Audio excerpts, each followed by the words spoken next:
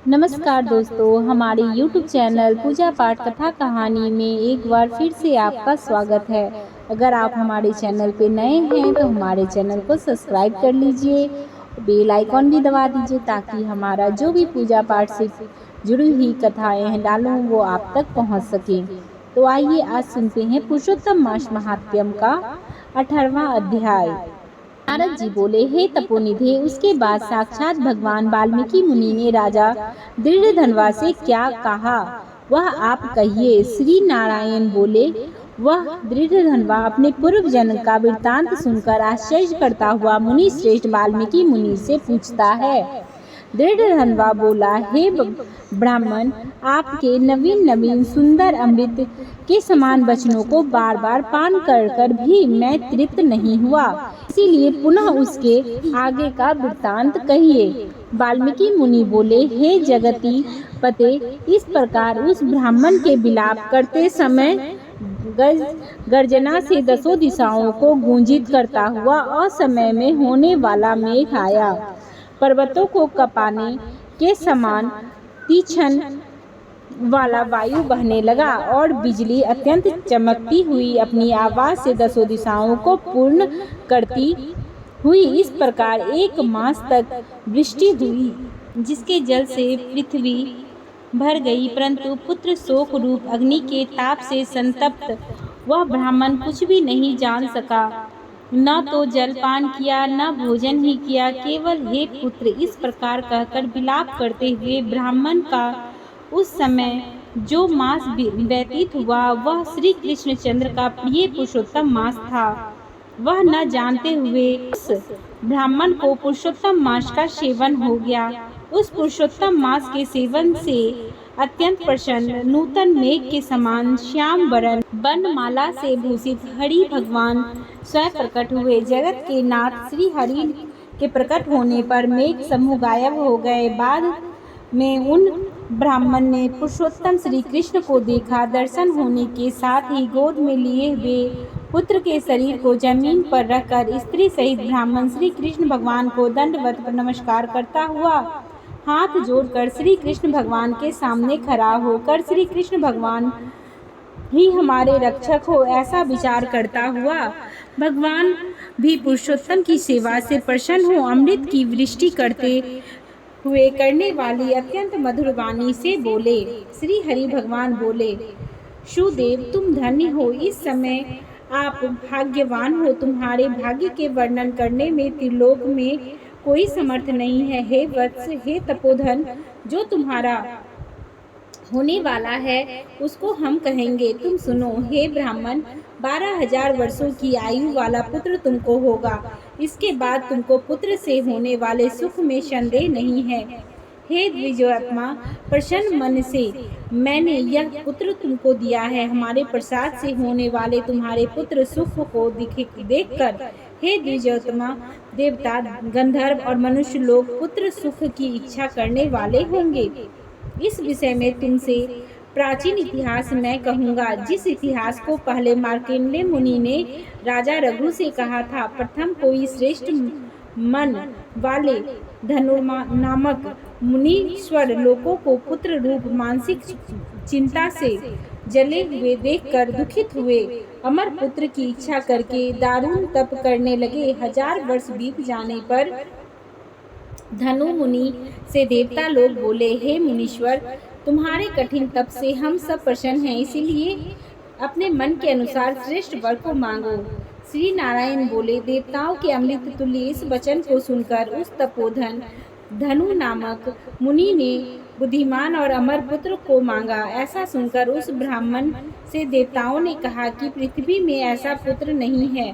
तब धनु मुनि ने देवताओं से कहा कि अच्छा ऐसा पुत्र दो जिसके आयु की मर्यादा बंधी हो। देवताओं ने कहा कि कैसी मर्यादा चाहिए, कहो। इस पर उस मुनि ने कहा कि यह महान पर्वत जब तक रहे तब तक उसकी आयु होवे, ऐसा ही हो। इस प्रकार कहकर इंद्रादिक देवता स्वर्ग को चले गए। धनु शर्मा ने थोड़े समय में वैसा ही पुत्र को प्राप्त किया। उन मुनि का पुत्र आकाश में चंद्र के समान बढ़ने लगा। 16वें वर्ष की होने पर मुनीश्वर ने पुत्र से कहा, हे वत्स, यह मुनि लोग अभी भी अपमान करने योग्य नहीं हैं। इस तरह दीक्षा देने पर भी उस पुत्र ने मुनियों का अनादर किया। आयु की मर्यादा के बल से उन्मत्त उसने ब्राह्मण का अपमान किया। किसी समय परम क्रोध महिष नामक मुनि ने भी विधि से शुभ फल देने वाले सालग्राम शिला का पूजन किया। उसी समय उस बालक ने वहां आकर सालग्राम की शिला को जल्दी से लेकर अपनी चंचलता के कारण हंसता हुआ पूर्व जल वाले कूप में छोड़ दिया। बाद में क्रोध से युक्त दूसरे काल रुद्र के समान महिष मुनि ने उस धनु मुनि के पुत्र को श्राप दिया कि यह अभी मर जाए, परंतु उसे मृत्यु हुए न देखकर मन में मृत्यु के कारण कहा ध्यान किया। देवताओं ने इस धनुष्य के पुत्र को निर्मित आयु वाला बनाया। इस तरह चिंता करते हुए महिष मुनि ने लंबी सांस ली, जिससे कई कोटि महिष पैदा हो गए और उन महिषों ने पर्वत को टुकड़ा टुकड़ा कर दिया। उसी समय मुनि का अत्यंत दुर्मद लड़का मर गया। धनु शर्मा ने अत्यंत दुख से बार बार विलाप किया। बाद में अनेक प्रकार विलाप कर पुत्र के शरीर को लेकर पुत्र के दुख से अत्यंत पीड़ित हो चिंता की अग्नि में प्रवेश किया। इस प्रकार हठ से पुत्र प्राप्त करने वाले कहीं भी सुख को नहीं पाते हैं। हे तपोधन, गरुड़ जी ने यह जो पुत्र दिया है इससे संसार में तुम प्रशंसनीय पुत्रवान होगे। हे अंघन, मैंने प्रसन्न होकर पुरुषोत्तम के महात्म से इस पुत्र को चिर अस्थायी किया है। यह तुमको सुख देने वाला होगा। पुत्र के साथ सर्वदा गृहस्थ आश्रम के सुख को भोगने के बाद तुम ब्रह्मलोक को जाओगे।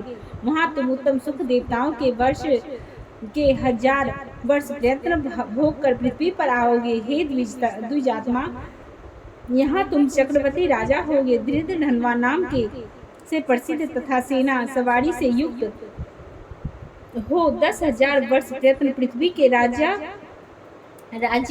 का सुख भोगेंगे। इंद्र के पद से अधिक अखंड बल एवं ऐश्वर्य होगा। उस समय यह गौतमी स्त्री पटरानी होगी, नित्य पति सेवा में तत्पर और गुण सुंदरी नाम वाली होगी। राजनीति विशारद तुमको 4 पुत्र होंगे और सुंदर मुख वाली महाभागी सुशीला नाम की कन्या होगी।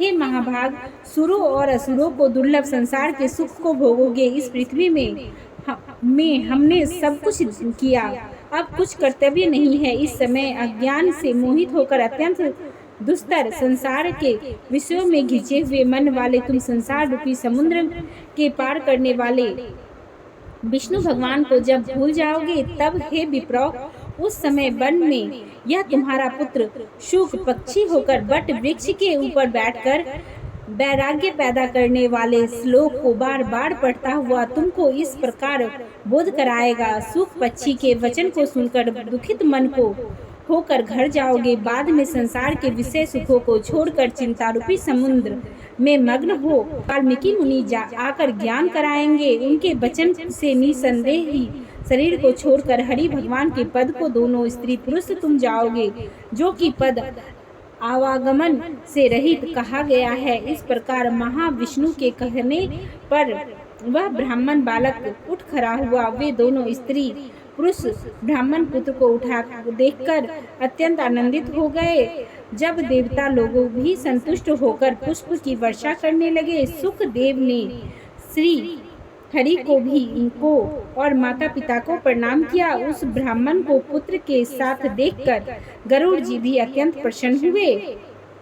उस समय चकित होकर ब्राह्मण ने श्री हरि भगवान को नमस्कार किया और हाथ जोड़कर जगदीश्वर से बोला। हृदय में होने वाले संदेह को दूर करने के लिए हर्ष के कारण गदगद वचन से बोला, हे हरे, मैंने 4000 वर्ष प्रयत्न लगातार अत्यंत दुष्कर तप किया। उस समय मेरे को आपने वहां आकर जो कठोर वचन कहा कि हे वस्त, हमने अच्छी तरह देखा, इस समय तुमको निश्चय पुत्र नहीं है। हे हरे, इस वचन का उल्लंघन कर मेरे मृतक पुत्र को जीवित करने का कारण क्या है, वह आप कहिए। इसी प्रकार श्री पुरुषोत्तम मास महात्म्य में शिवदेव के पुत्र को जीवन प्राप्ति वर्णन नामक 18वां अध्याय संपन्न हुआ।